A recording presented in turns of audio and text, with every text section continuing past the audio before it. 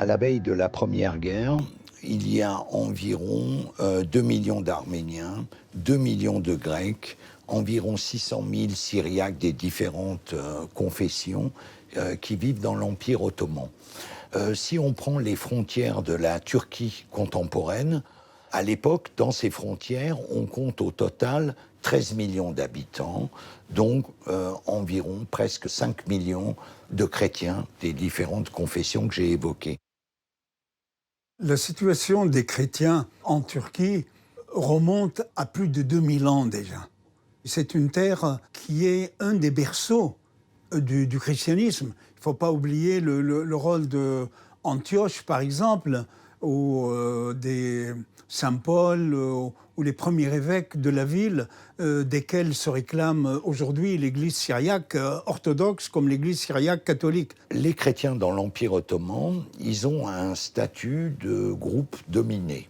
Le politique et le militaire est réservé évidemment à la caste supérieure qui est issue du monde musulman.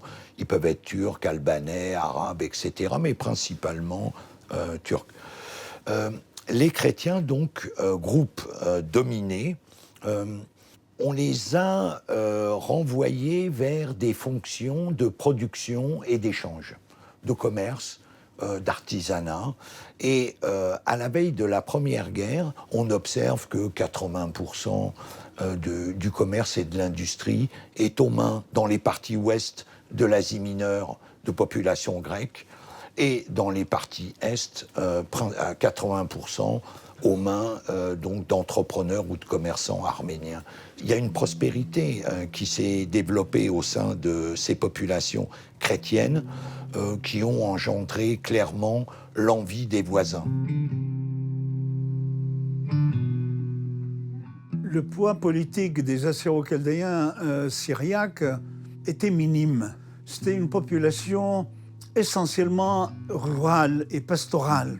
Ils n'avaient pas de députés au Parlement, donc ils n'avaient pas une voix porteuse comme pour les autres communautés, comme je pense à la communauté arménienne. Donc il y avait une différence là importante, ce qui fait que quand il y a eu même le génocide, on en a beaucoup moins parlé ici en Occident parce qu'on les connaissait moins. Dans le groupe dominant, il y a la claire conscience que l'Empire est en train de s'effondrer. Et il y a une élite, principalement militaire, qui songe à faire une révolution pour reprendre les affaires en main. L'élément essentiel de cette révolution, c'est de quitter le statut impérial pour transformer l'Empire ottoman en un État-nation sur le modèle européen. Je crois qu'en évoquant ça, j'ai touché à l'élément central. C'est-à-dire qu'un empire multiculturel pluriethnique veut se transformer en État-nation turc. Là, il y a déjà les germes d'une exclusion des groupes qui ne veulent pas ou qui ne sont pas disposés à rentrer dans ce moule idéologique qui est proposé par ce qu'on va appeler les jeunes Turcs. Cette révolution, elle va avoir lieu en 1908. Au sein des jeunes Turcs, il y a une élite réellement libérale, mais elle cohabite avec des radicaux racistes qui sont obsédés par la pureté raciale, c'est vraiment les termes qui conviennent, et qui vont progressivement prendre le contrôle du parti. Et ils vont jouer un rôle éminent, central, dans la volonté de destruction des populations chrétiennes et en tout premier lieu des Arméniens.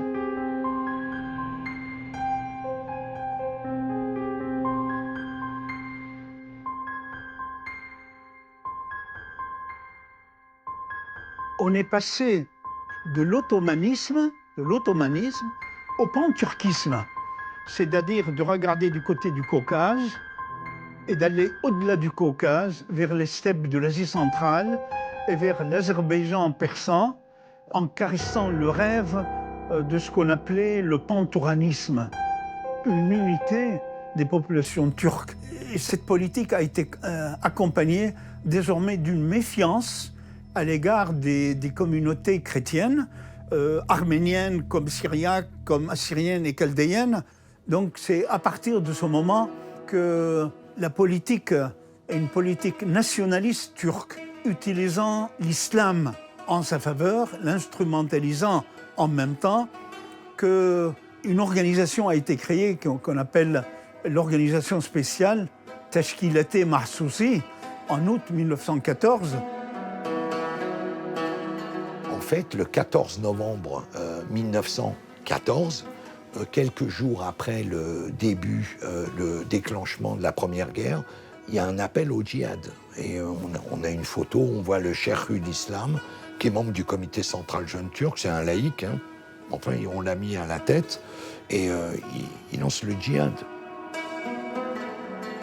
contre les forces de l'entente français-britannique, mais sous-entendu contre les chrétiens qui se trouvent dans l'Empire et qui sont donc, en qualité de chrétiens, des ennemis.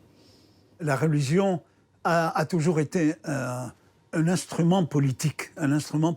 Regardez, aujourd'hui, rien n'a changé. C'est-à-dire, quand on veut mobiliser, exciter la population, on utilise beaucoup l'arme religieuse, d'autres l'ont fait dans l'histoire. Il y a une volonté d'exclure ces populations du cadre ottoman pour pouvoir bâtir l'État-nation turc. C'est une condition nécessaire aux yeux du comité central jeune turc. Et pour parvenir à cette exclusion, ça peut prendre des formes diverses. Par exemple, pour les Grecs, pour l'instant, on n'utilise pas le terme de génocide. Il y a eu des échanges de population, il y a eu des massacres locaux, mais on va dire que c'est une méthode qui est pratiquée qui n'atteint pas le niveau de volonté de détruire systématiquement, comme ça va être le cas pour les Arméniens et les Syriaques. Voilà la nuance. Ça veut dire qu'à un moment, on quitte même la dimension apparemment rationnelle de cette purification ethnique qu'on veut pratiquer pour entrer dans un délire de destruction. On est dans la folie de la destruction. Un génocide, c'est une folie. Le 24 avril 1915, c'est l'arrestation des élites arméniennes. On a longtemps utilisé le terme d'intellectuel. Je crois que le terme d'élite convient mieux. Rédacteurs en chef de journaux, proviseurs de lycées, avocats, députés, sénateurs, toute l'élite politique qui pense a été arrêtée, non seulement dans la capitale, mais également dans les villes de province. Et ils seront éliminés dans les semaines qui suivent. La planification est impressionnante. Il y a des listes qui sont dressées. C'est assez révélateur de la volonté de laisser sans tête. À partir de la fin avril et la première quinzaine de mai, c'est l'arrestation localement des hommes adultes en dessous de 60 ans, à peu près. et qui sont éliminés dans des rivières, dans des ravins, des zones isolées, dans les alentours, 5-10 km autour de la localité dont ils sont issus. Et là, on utilise essentiellement des escadrons de l'organisation spéciale qui exécutent ces hommes sous différentes formes, et notamment à l'arme blanche. Voilà. On les égorge le plus souvent.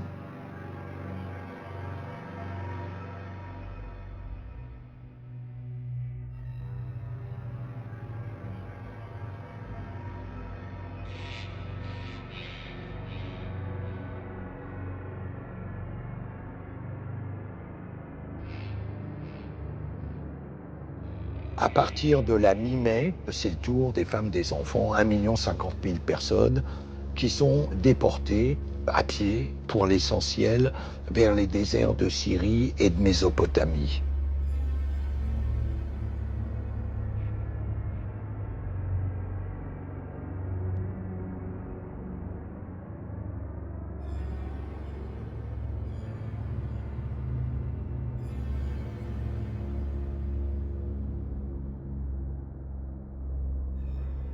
On les a mis en convoi en direction de Deir ez-Zor en Syrie, de Ras al-Ain et d'autres villes.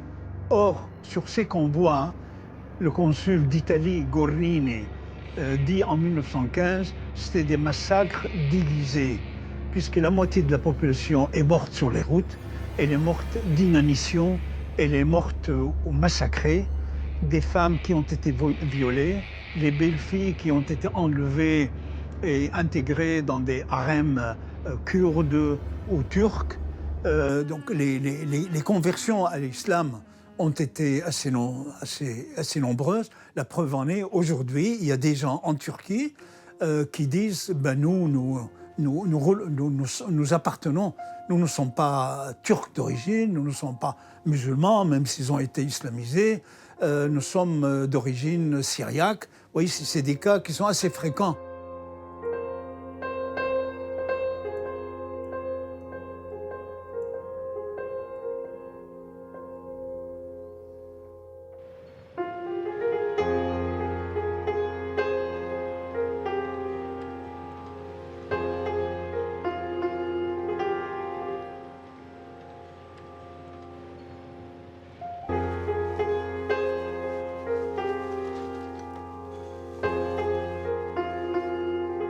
Juillet 1915, mon père, avec ses parents, ils habitaient le village de Habsnas.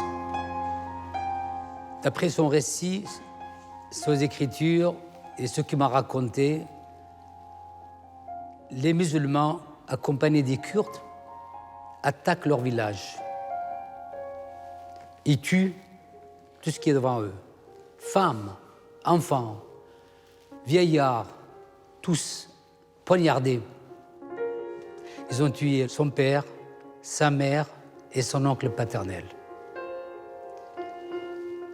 À 9 ans, avec sa sœur Chomouni, de 11 ans, il part à la recherche d'un refuge.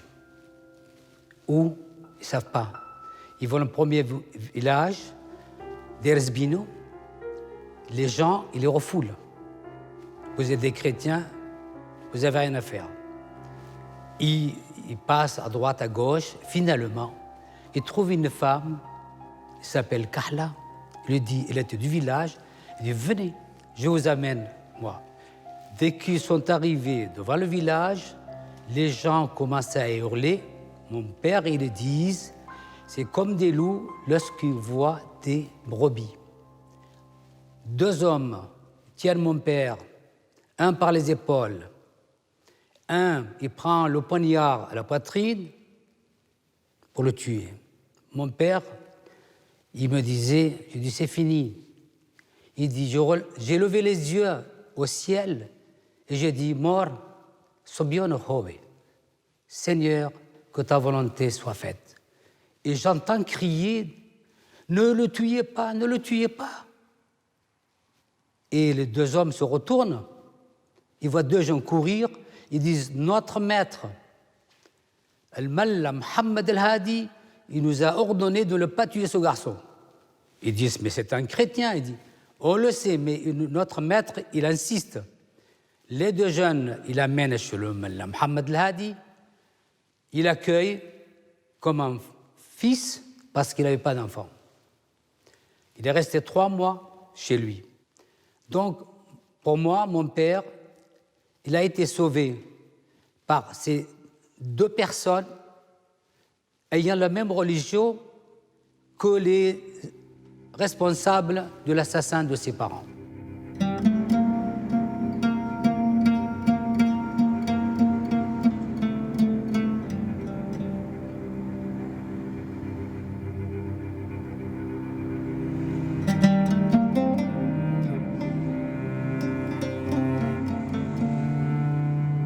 J'ai pas eu la chance de connaître mes 4 grands-parents. Donc, j'ai pas eu de récit directement de la part de mes grands-parents. Après, c'est vrai que j'ai beaucoup questionné ma mère pour essayer d'un petit peu de comprendre les choses. Mon grand-père, je sais qu'il en parlait pas beaucoup. Parce que voilà, c'était le seul survivant de sa famille. Il a vu mourir ses parents et ses frères sous ses yeux. Elle me disait qu'il a fait le mort pour survivre. Donc, c'est-à-dire que lorsque y a les personnes qui sont passées pour voir s'ils avaient bien massacré tous les Arméniens, lui, en fait, il a fait comme s'il était mort pour pouvoir justement échapper à cela. Et je sais qu'il avait été, recueilli après dans une famille pour laquelle il travaillait. Donc une famille turque, il me semble, ou kurde, je sais plus trop. Et un jour, un Arménien, en fait, est passé par le village, l'a vu, et de par, on va dire, son aspect physique, lui a dit « Mais toi, t'as pas l'air d'être turc ». Et donc, du coup, mon grand-père lui a dit « Non, non, je suis arménien ». Et il lui a dit « Ok, moi aussi, je suis arménien. À la nuit tombée, je vais venir te chercher, et puis, du coup, je vais t'emmener d'ici, en fait ». Et du coup, il lui a permis en fait de revenir vers Istanbul. Et par la suite, du coup, mon grand-père a pu reprendre contact avec donc son frère qui était en France pour ensuite rejoindre la France et y faire une nouvelle vie en fait. Du côté de mon père ou de ma mère, c'était des familles qui étaient quand même assez aisées, qui avaient des bonnes situations. Du côté de ma mère, du coup, il y avait des médecins, il y avait des gens qui étaient des religieux, donc qui faisaient quand même partie, on va dire, de ce qui était la sphère un petit peu des notables. Et c'est aussi ceux qui ont été touchés les premiers, parce que voilà, ils se sont dit on va s'attaquer à tous les intellectuels, tous les gens qui ont de l'influence sur les petites personnes, on va dire, du peuple. Et ma mère, elle m'avait raconté qu'il y avait du coup un homme d'église qui faisait partie de notre famille, qui avait été justement déporté, qui avait été mis à nu et qui avait été baladé dans le village de manière à l'humilier et qui avait été poussé en fait du haut d'un pont, enfin d'un précipice. Et c'est des choses qui sont très marquantes, qui sont très fortes.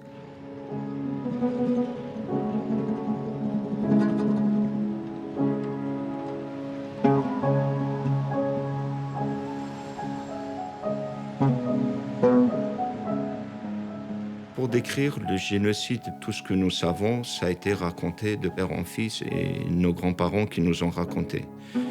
Dans le village où est originaire de ma grand-mère, par exemple, Ose, on peut dire, quand ces assaillants sont arrivés, les villageois, ils ont eu le temps de quitter le village. Tous ceux qui ne pouvaient pas fuir, c'est-à-dire les vieillards et les infirmes, ont été passés par l'épée. Donc, ils ont tout massacré. Une dame originaire de ce village, qu'elle ne pouvait pas parler de génocide parce qu'à chaque fois qu'on parlait de génocide, elle commençait à pleurer, puisque dans son village, apparemment, ils ont commis des atrocités sur la population, puisqu'ils ont enterré les gens vivants et ils ont commencé à enterrer ses parents. Elle entendait encore les cris de ses parents quand ils les ont enterrés.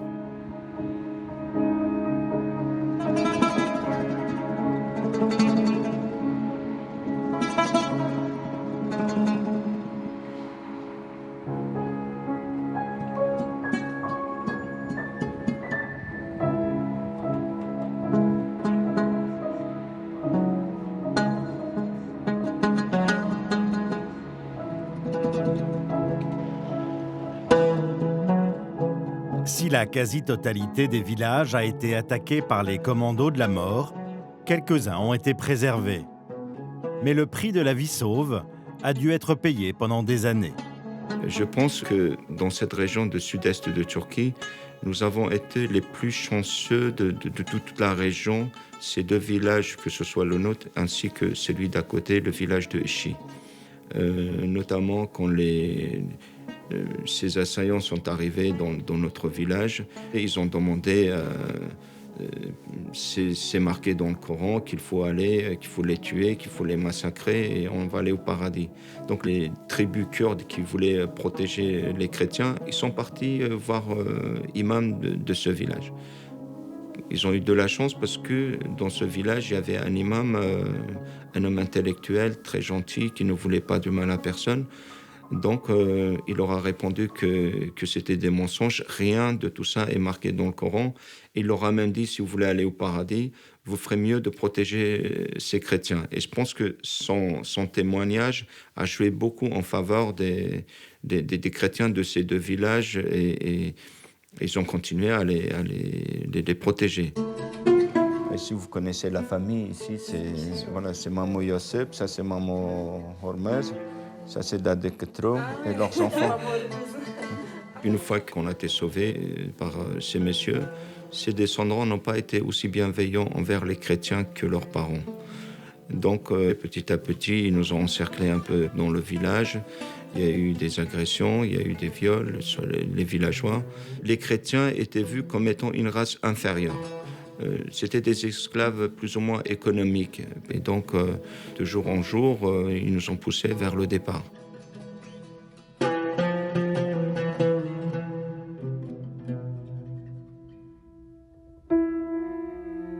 C'est de la préméditation. C'est-à-dire que des fois, on entend parler du fait que c'est une guerre, qu'il y a eu des massacres. On entend dire que les Arméniens ont massacré les Turcs. Quand vous réquisitionnez les armes, quand vous réquisitionnez les hommes, quand vous éloignez les intellectuels des populations et des personnes les plus vulnérables, on ne peut pas partir du principe où on est sur un pied d'égalité. C'est qu'il y a vraiment une volonté de faire les choses. Je dirais pas intelligemment, parce que c'est pas la manière dont j'aimerais qualifier les choses, mais en tout cas, ça a été réfléchi. En fait, en 1915, il y avait des gens qui, justement, ne voulaient pas vivre ensemble. Alors qu'on était dans l'Empire ottoman, où il y avait diverses cultures, diverses religions. Il y avait des Arméniens, des Grecs, des Chaldéens, des Turcs, des Kurdes. Tout le monde vivait ensemble. Mais il y a des gens, un jour, qui ont décidé qu'ils ne voulaient pas vivre ensemble. Un terroir de 3000 ans s'est retrouvé vidé de sa population. Des gens comme nous sommes devenus des citoyens français, je dirais presque par accident. Moi, j'aurais dû être fermier dans la plaine de Harpert, et je me retrouve à Paris à m'occuper d'autre chose. Vous savez, ces communautés chrétiennes ont gardé la mémoire, ont gardé une mémoire très forte. Hein. Je me permets de vous citer un exemple personnel. Vous voyez, moi, je suis né en 1944, je suis né en Syrie, dans cette région où il y avait toutes ces communautés qui étaient là, qui sont venues se réfugier. Et je n'ai entendu que ça quand j'étais petit. Hein. On a été massacrés. Vous voyez, la mémoire des massacres était quelque chose de fortement enraciné.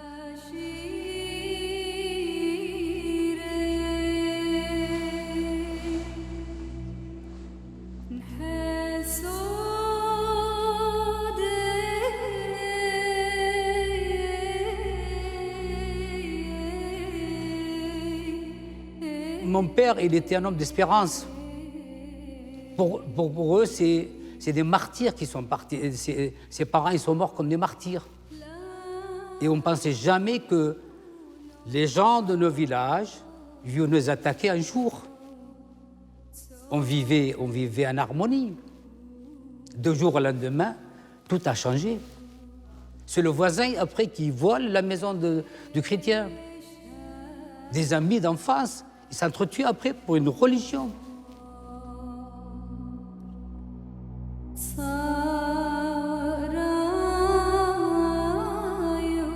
Enfin, j'ai l'impression que l'histoire en fait, de tous les Arméniens, c'est un peu une histoire commune.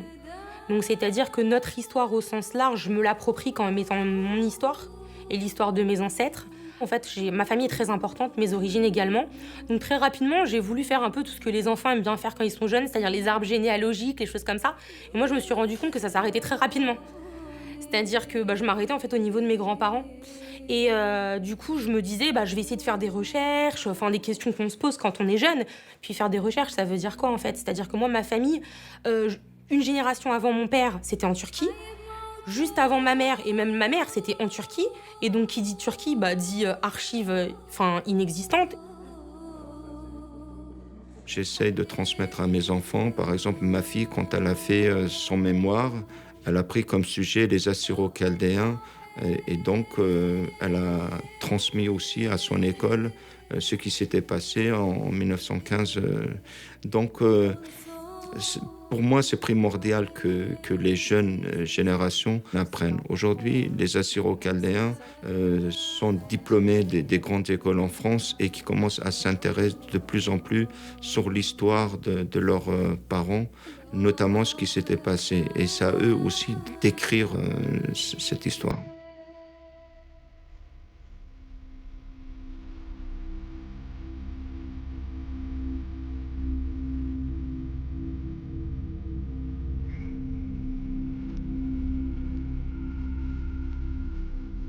En ce qui concerne Athéna, ma petite fille, ce que j'aimerais lui transmettre déjà dans un premier temps, c'est la fierté d'être arménienne, d'être issue justement d'un peuple qui a une culture forte, des valeurs fortes. Et il faut savoir passer les obstacles en fait, que la vie va nous mettre devant nous et lui dire que de par ce que nos ancêtres ont vécu, lui dire que des obstacles, on en a connus et qu'on est toujours là, qu'on est fort, qu'on construit et qu'elle va faire la même chose en fait, que ses grands-parents, arrière-grands-parents ont pu faire.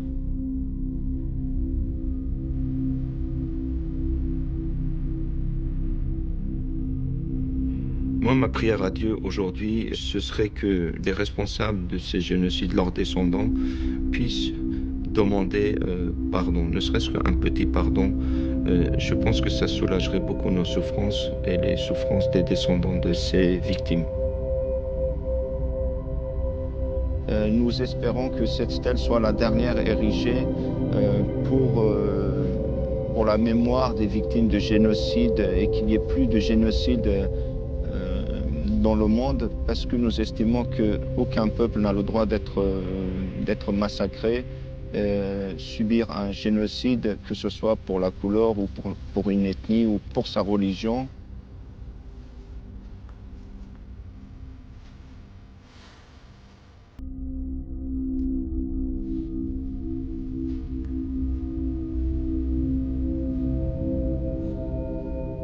C'est la politique qui décide de tuer les gens. C'est pas l'être humain. On trouve la force de pardonner par notre croyance. On ne peut pas ne pas pardonner. Si je ne pardonne pas, mais je pardonne quand même, il faut quand même demander un pardon des fois. Mais moi, par expérience, j'essaie de toujours pardonner. Parce que celui qui est pardonné, il se rendra compte après que ce qu'il a fait, c'est pas bien. Et ce que je transmets ça à nos enfants, mes petits-enfants. Parce qu'on ne peut pas éteindre le feu par les sens. On ne peut pas éteindre la haine par la haine. On éteint la haine par l'amour. J'aime la vie parce que des fois, malgré que des fois elle soit pas simple, elle offre énormément de belles choses. Et ça, je l'ai vu le jour où j'ai eu ma fille. J'aime la vie aussi parce que je pars du principe où il faut que je la savoure et il faut que je la vive pour ceux qui n'ont pas pu la vivre. Et ça, c'est quelque chose qui est fort. C'est-à-dire que pour moi, comme je disais tout à l'heure, c'est le devoir de mémoire, le devoir de vivre. Enfin, j'ai l'impression que je suis pas là pour rien. C'est bête à dire, hein. Je suis pas là pour dire que je suis faite pour faire des grandes choses. En tout cas, je suis là pour dire qu'on a voulu nous éradiquer et que ça n'a pas été possible. Il y a une phrase pour moi qui est très belle et qui prend tout son sens, c'est dire voilà, ils ont essayé de nous enterrer, ils ne savaient pas que nous étions des graines.